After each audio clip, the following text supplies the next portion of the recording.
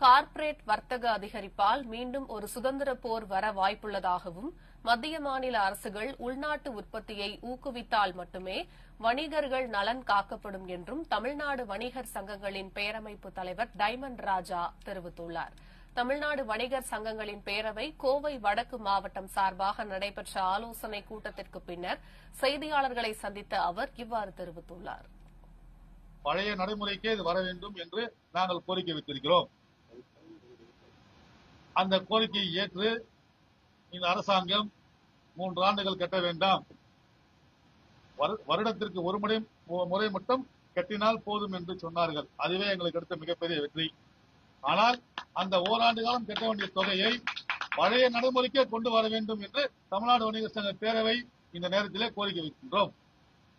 அதே போன்று சாமானிய வணிகர்கள் எங்கு பாதிக்கப்பட்டாலும் அங்கே தமிழ்நாடு வணிகர் சங்க பேரவை வந்து அவர்களை காக்க போராட்ட களத்திலும் நாங்கள் இருப்போம் என்றும் இந்த நேரத்திலே கூறுகிறோம்.